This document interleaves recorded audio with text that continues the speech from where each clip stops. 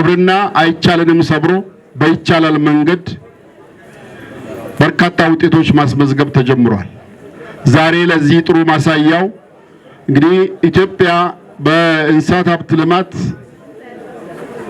በአፍሪካ አንደኛ በዓለም 10ኛ ናት።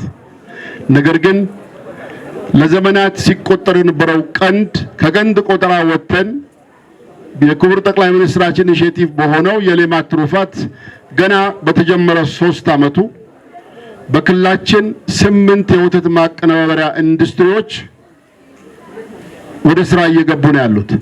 ዛሬ ደግሞ እዚህ ምስራቅ ሐረርጌ ቂልጦ ላይ የምናየው ባለቤቶቹ ኢንቨስተሮቹ አነስተኛ አርሶ አደሮች የሆኑበት የመደራደር አቅማቸውን በህብረት ስራ ተደራጅተው ከፍ ያደረጉበት ወተትን እሴት ጨምረው ከግብዓት እስከ ገበታ የሚለውን ብልጽግና የሚለውን ፍልስፍና በተግባር ያሳዩበት ሃንዛት የሚለውን ሃንዛት እንግዲህ እንገር ማለት ነው፣ የመጀመሪያ ማለት ነው፣ ጀማሪ ማለት ነው። የእድገት ጀማሪ፣ የብልጽግና ጀማሪ፣ ረጅም ርቀት ግን መሄድ የሚችል ማለት ነው። በውስጡ ያለው ብዙ ጉዳይ ነው፣ ምግብነቱ ብቻ አይደለም። ስለዚህ ግብርናችን በእድገት ሀዲድ ውስጥ አይቻልም ሰብሮ በአዳዲስ መንገዶች በአዳዲስ ጉዞ የጀመረበት ማሳያው እዚህ ከፊታችን የምታዩት ምስራቅ ሐረርጌ ሙዝ አይታወቅም። ሙዝ እንግዲህ አይቻልም የተሰበረበት አስተሳሰብ ነው። የ30-40-30 ውጤት ነው።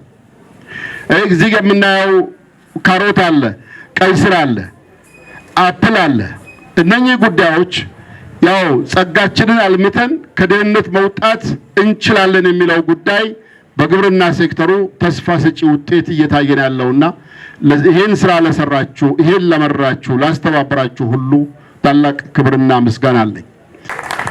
ይሄንን አዲስ ግብርና የማዘመን ስራ ደግሞ መንግስታችን ከተለያዩ ድጋፍ ከሚያደርጉ አካላት ጋራ በመቀናጀት ፕሮጀክቶች፣ ፕሮግራሞች ተነጥፈው የግብርና ሴክተሩን ለማዘመን እየተሰራ ነው ያለው። FSRP የምግብ ስርዓት ማጠናከሪያ ፕሮግራምም የዚህ አንዱ ተጠቃሽ ነው።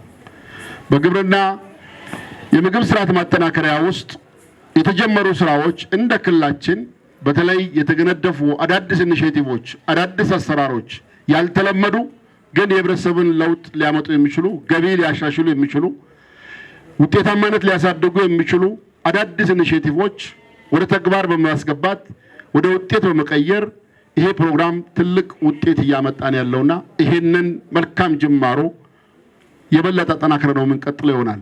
ዛሬም የመረቅነው ሃንዛት ከሃንዛት ጀርባ በርካታ የተሰሩ መንገዶች፣ አነስተኛ ድልድዮች፣ ሌሎች የግብርናን ሴክተር ለማዘመን አጋዥ የሆኑ አቅም የገነቡ መሰረተ ልማቶች ተገንብተዋል።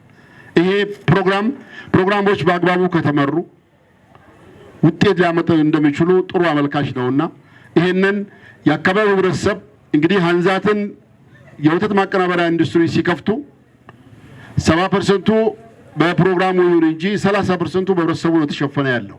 ስለዚህ ህብረተሰቡ ነገም ይሄን ባለቤት ሆኖ የበለጠ አቅሙን የማሳደግ ዛሬ በአንድ አይነት ምርት የተጀመረው ወተት ማቀናበሪያ ነገ ወተት ዱቄት ወተት ለዓለም ማቅረብ የሚችል እንዲሆን ማድረግ ያስፈልጋል።